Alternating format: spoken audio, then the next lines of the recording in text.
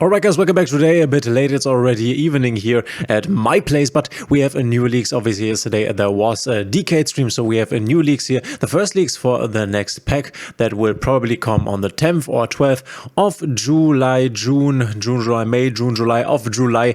And it's no big surprise here which archetype we are getting. I've talked about this specific archetype in the video where I predicted basically what we will get next.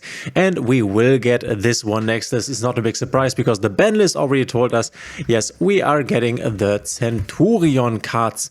So it's not written like this. Actually, it's some, isn't this like something like this? Centurion. There it is, the Centurion cards. And obviously the most interesting question is which support wave we basically get. And it seems to be the case that we will get all of the support wave up to the second one, but not the third one, which would be the new Centurion cards not yet released in the TCG, a Centurion R3 and a Centurion or Emblema Atonement, as well as, is there another one that is not translated right now? No, there is not. So we will get the two boss monsters, you could call them. Then we will get all the scale monsters. Obviously we'll get Primera and Trudera. Then we will get the bonds, the field spell. We will get Wake Up Centurion, I guess, which is the token provider, and the trap card. And we can talk about what this deck wants to achieve. So I think the core, one of the core cards of the deck is, and so you can think for yourself whether you want to play this deck. The core card of the deck, which is the most important one, is probably the field stand-up Centurion, which you can use to during the main phase. If this card was activated this turn, you can send one card from your hand to the graveyard, place one Centurion monster from your deck in your spell and trap zone as a face-up continuous spell. This deck is all about placing your monsters as continuous spell traps, and then you can summon them out on the field, then you can summon them back into the spell trap zone, and they will activate effects there, giving you the ability to synchro summon with the field spell, because field spell says if a monster is special summoned, you can immediately after this effect resolves synchro summon one synchro monster using monsters you control as material, including a Centurion monster. And obviously we have these synchro boss monsters here, Auxilia and then Legatia. Legatia has the effect, both of them are level 12, that if this card is special summoned, you can draw one card, then you can destroy the monster your opponent controls with the highest attack.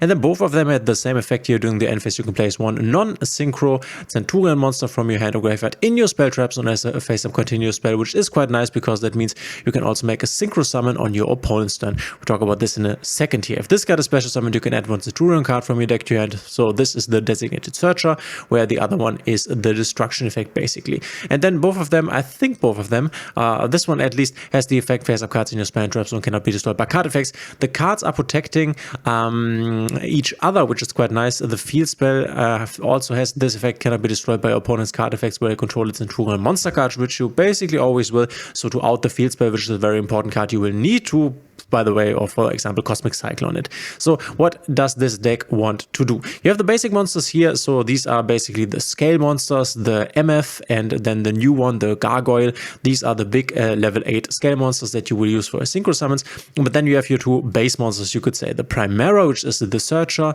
If this card is normal or special summoned, you can add one Centurion card from your deck to your hand, giving you access to your field spell, for example. Also, you cannot special summon Centurion Primera for the rest of this turn. And then during the main phase, if this card is a continuous trap, you can special summon this card. And you can, for example, put this Centurion Primera in the spell trap zone via Centurion Trudea, because this says during the main phase, if this card is a continuous trap, you can special summon this card. Then you can increase its level by 4. So this can be summoned out onto the field if it's a continuous trap card, which obviously means they can be summoned out on your opponent's turn, because traps and spells can be activated on your opponent's turn, which is why you can summon them out then. But this also can, and this is what I wanted to talk about when mentioning the Primera, during a main phase, you can place this card you control and one Centurion monster from your hand or deck, except a Centurion Trudea, in your spell and trap zone as a face-up continuous trap. Also, you cannot special summon Trudea for the rest of this turn. So you can use Trudea, normal summon Trudea, and then scale Trudea in the spell trap zone, as well as the Primera here. And then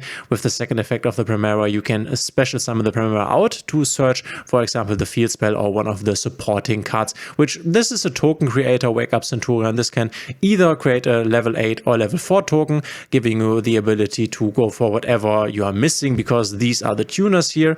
Isn't this a tuner? Okay, so the Primera is a tuner, and then she's actually the only tuner. Okay, I was under the impression that the Trudea also was a tuner, but she's not. You could actually search her with Bonfire, which is quite funny.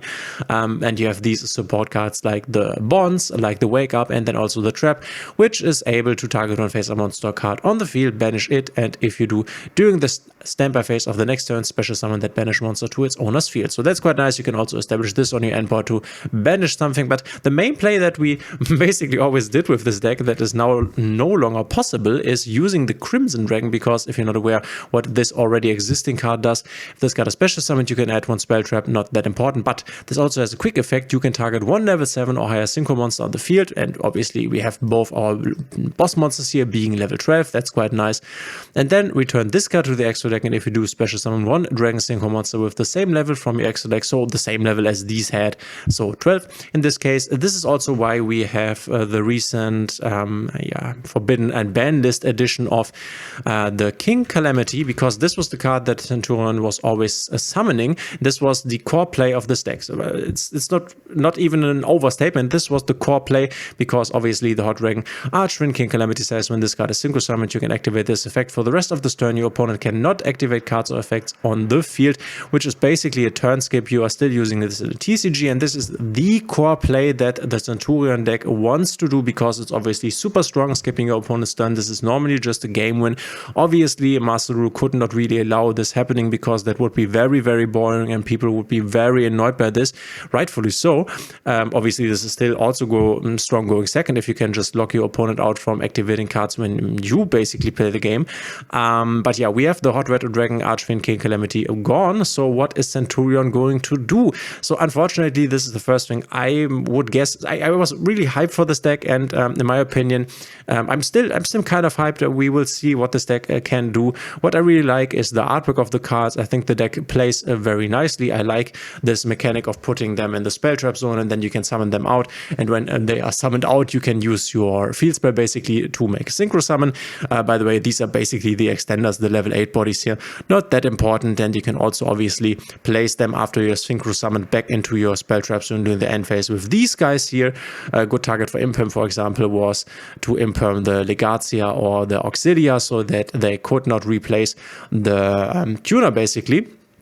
And then you were safe from being King Calamity on your turn here. But yeah, this is not possible with us in Master Duel. So I think two of the very interesting targets here to use instead of the King Calamity is for once the Cosmic Blazer Dragon, which says must be synchro summoned. That's not the problem. Quick effect, you can banish this card until the end phase to activate one of these effects. So this is an Omnigate that stays, and you can use it once per turn. That's nice.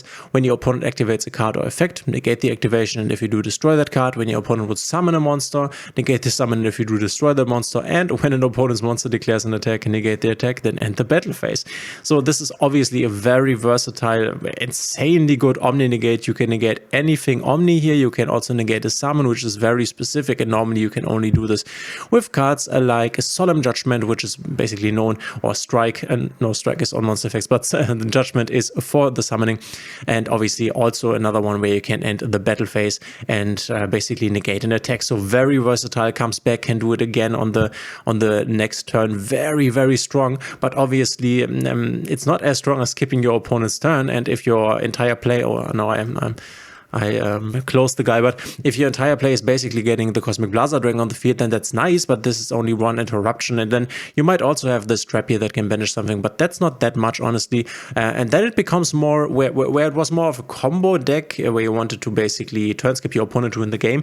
This might now become more of a grindy deck, where through strong resources like the Cosmic Blazer Dragon, and you summoning back your guys, you putting your guys back in the spell trap zone, making more synchro summon 12 monsters, that you basically overwhelm your opponent. Another very popular and good target, I think, is the Red Supernova Dragon, which says must first be synchro summoned again, cannot be destroyed by your opponent's card effects. That's nice, but once per turn when your opponent's monster effect is activated, or when an opponent monster declares an attack. So we will basically always use the first effect here. You can activate this effect, banish this card, also banish all card your opponent controls. Once again, very strong. So either this one or Cosmic Blazer Dragon, in my opinion, will be the most prominent targets to summon on your opponent opponent's turn. And I think that it can definitely hit the meta, can be a contender, but will not be one of the top decks.